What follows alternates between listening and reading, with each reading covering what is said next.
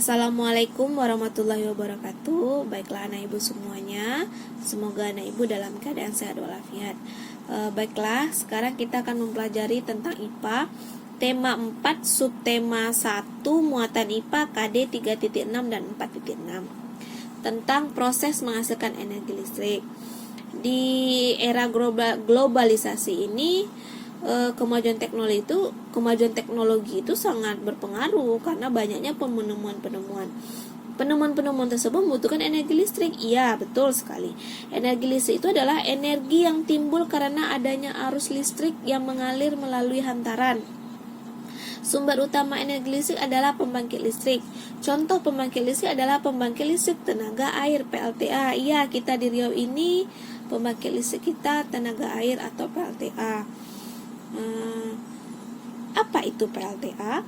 PLTA itu adalah PLTA itu dapat menghasilkan energi listrik dengan memanfaatkan energi air yang mengalir, ya, aliran air sungai atau air terjun atau air yang dialirkan melalui pipa-pipa khusus. Tujuannya menggerakkan turbin. Apa itu turbin? Gerakan turbin itu gerakan memutar. Gerakan turbin tersebut nantinya akan diubah menjadi energi listrik di dalam generator. Iya, turbin itu tuh untuk memutar aliran air yang deras itu untuk menghasilkan energi listrik. Ya, nanti kita akan bahas. Ini ada di halaman 8. Anak ibu bisa melihat skema kerja dari pembangkit listrik tenaga air atau PLTA. Bagaimana skemanya? Mungkin anak ibu bisa lihat di bukunya.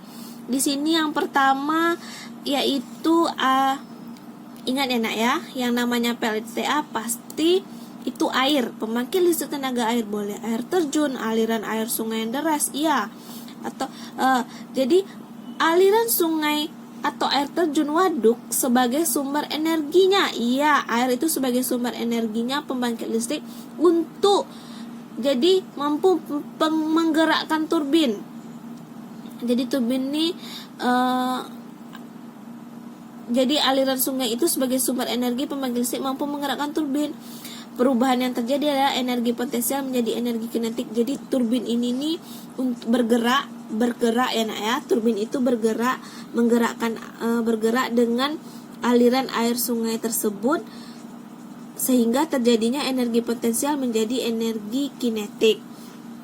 Kemudian lanjut, gerakan kincir air pada turbin jadi seperti ini nak. Lihat gambar ibu tuh, berputar. Jadi ada air yang deras, dia memutar air itu, pemutaran memutar air itu. Gerakan kincir air pada turbin itu menggerakkan dinamo atau generator. Jadi ada dinamonya nak untuk menggerakkan gerakan kincir air pada itu menggerakkan dinamo. Jadi dengan adanya gerakan turbin itu kan gerakan kincir air pada turbin itu menggerakkan dinamo atau generator untuk membangkitkan listrik. Jadi semakin cepat kecepatan turbin itu berputar sesuai dengan kecepatan aliran air. Iya, betul. Semakin deras aliran air itu, maka kecepatan turbin yang berputar itu tuh lebih cepat ya. Semakin cepat turbin itu berputar sehingga menghasilkan energi listrik yang besar juga ya nak ya.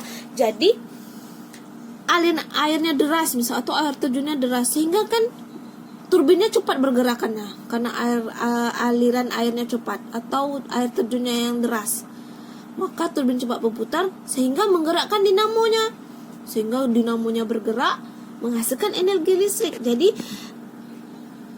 energi listrik itu besar atau dihasilkan besar dipengaruhi oleh kecepatan turbin.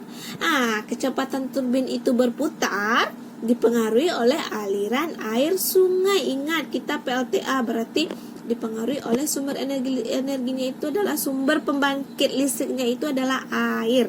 Ya, semakin cepat turbinnya berputar karena disesuaikan dengan kecepatan aliran airnya. Kemudian terjadinya perubahan energi gerak. Iya, karena kan dinamonya itu bergerak sehingga terjadilah energi gerak menjadi energi listrik yang kemudian disalurkan ke rumah-rumah melalui proses transmisi listrik. Jadi karena turbin itu berputar cepat dipengaruhi oleh aliran air sungai yang deras, sehingga dinamo berputar. Dinamo berputar itu berubah dari, kan dinamo berputar berarti kan bergerak, energi gerak menjadi energi listrik. Jadi karena gerakannya itu energi gerak berubah menjadi energi listrik. Energi listrik itulah yang akan disalurkan ke rumah-rumah. Nah, kita akan bahas bagaimana energi listrik itu disalurkan ke rumah-rumah melalui proses transmisi listrik. Apa itu proses transmisi listrik?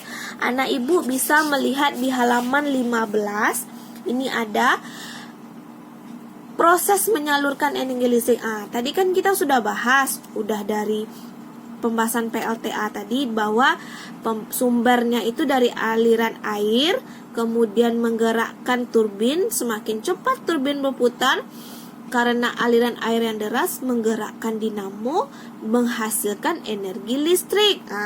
Jadi setelah dihasilkan energi listrik, akan disalurkan ke rumah-rumah, ke pabrik-pabrik, atau ke gedung-gedung perkantoran. Jadi apa sih, bagaimana sih skema penyalurannya itu? Ini ada skema penyaluran energi listrik berikut. Ya, ini ada juga keterangannya. Baiklah, ibu akan menjelaskan gambar skema ini. Yang pertama, ini adalah gambar PLTA, aliran air sungai deras. Jadi di sini PLTA sudah melakukannya, sudah menghasilkan listrik tadi yang dijelaskan di halaman 8 tadi ya, Nak ya. Jadi sudah dihasilkan listriknya, energi listriknya. Kemudian energi listrik yang dihasilkan di PLTA ini disalurkan, akan siap untuk disalurkan ke pabrik, ke perumahan, ke gedung-gedung perkantoran. Ya, energi listrik tersebut terlebih dahulu disalurkan ke tiang nih, yang nomor 2 nih, ke kabel-kabel besar. Kabel-kabel besar terpasang di menara, namanya tuh sutet. Sutet itu adalah saluran udara tegangan ekstra tinggi. Sutet namanya, Nak ya. Saluran udara tegangan ekstra tinggi, sutet. Jadi energi listrik itu disalurkan terlebih dahulu melalui kabel-kabel ini. Nih, kabel yang terpasang. Nah, ibu bisa melihat di tepi-tepi jalan yang besar. Kalau dia kabel-kabelnya ini, tiangnya ini yang besar, itu merupakan saluran sutet, saluran udara tegangan yang ekstra tinggi. Ya, namanya sutet. Kemudian setelah di sutet ini, energi listrik itu dimasukkan ke dalam transformator. Nah, apa itu transformator? Itu kayak trafo. Tahu, Nak, trafo itu gunanya menaikkan dan menurunkan tegangan. Jadi ini kan di sini saluran cukup tinggi nih. Energi listriknya itu tegangan yang cukup tinggi. Kemudian dimasukkan ke trafo. Ini gunanya untuk menaikkan dan menurunkan tegangannya. Pas di yang trafo pertama ini tegangan itu dinaikkan atau tegangannya naik, tegangannya tinggi, dinaikkan tegangannya. Untuk apa? Karena mau disalurkan ke pabrik. Jadi setelah tegangannya tinggi ini tetap dilewati ke kabel-kabel atau saluran-saluran ini mau disalurkan ke pabrik, karena pabrik itu kan produksinya lebih banyak membutuhkan energi listrik karena dia memproduksi barang. Jadi dia lebih banyak, tegangan energi listriknya harus besar. Maka tegangan di trafo harus dinaikkan, karena untuk ke pabrik dulu. Setelah sampai di pabrik, salurannya itu dimasukkan lagi ke trafo. Trafo yang kedua, tadi trafo pertama itu dinaikkan tegangannya, di trafo kedua itu tegangan diturunkan. Tegangan itu diturunkan karena agar tidak berlebih energi listriknya itu, karena dia akan mau disalurkan ke gedung perkantoran atau ke rumah-rumah. Oleh sebab itu tiangnya lebih kecil, Nak. Tiang-tiang anak ibu bisa lihat di tepi-tepi jalan ya, Nak ya. Di dekat-dekat rumah kita, itu tiang-tiang lebih kecil. Jadi trafo yang kedua ini suhunya itu diturunkan, tegangannya itu diturunkan agar sesuai dengan suhu energi listrik yang dibutuhkan oleh rumah-rumah penduduk. Nah, makanya dia tegangannya lebih diturunkan. Mungkin itu skema yang bisa Ibu jelaskan.